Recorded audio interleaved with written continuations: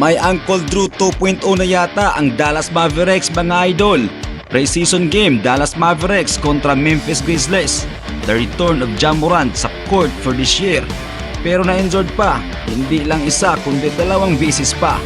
For the Mavs, wala ang mga stars pero sa Memphis halos kompleto ang starting five. Si Jaren Jackson lang ang wala. Kaya tara mga idol, pag-usapan natin yan. First quarter, nagpakita ng gila si Morant sa kanyang first position. Tumira agad-agad ng reverse layup.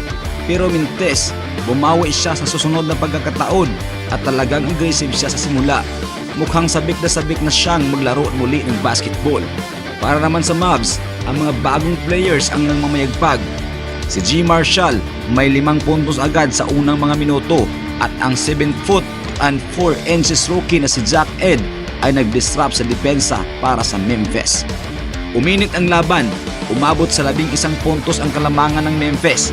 Si Morant ay tinamaan pa ng Seiko na Dinwiddie kaya pinaupo siya sa bench.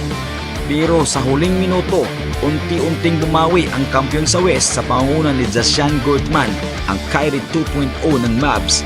Dahil pang Uncle Drew ang gilawan, may 9 na punto sa loob ng 4 na minuto.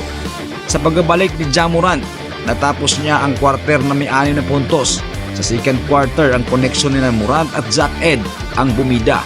Isang matinding block ang pinakita habang si Ja nakakuha ng chase down block. Pero nag-sprint siya ng ankle matapos matamaan ng bola. Kaya out of the game muna siya. Kahit wala si Morant, maganda pa rin ang laro ng Grizzlies. Pero si Jaden Hardy ang nag-take over sa offense ng Mavs at nakuha na nila ang kalamangan. Sa third quarter, talagang maganda ang laro ni Gortman. Nakapag 3-pointer siya laban kay Morant. Ngunit si Ja nakabawi ng tough and one play at nag-quick 5 points siya. Sa ilang posisyon, nakadunk si Morant, ngunit na-injured muli at nako, mukhang hindi na siya babalik. Si Gortman patuloy ang mangganang laro. Nagkapi pa sa ere sa kanyang layup at naging 78-71 ang score. Sa huling minuto ng third quarter, back and forth ang laban. Si Gortman gumawa ng magandang play. Bumaba ang lamang sa 93-90. Sa fourth quarter, patuloy ang show ni Gortman.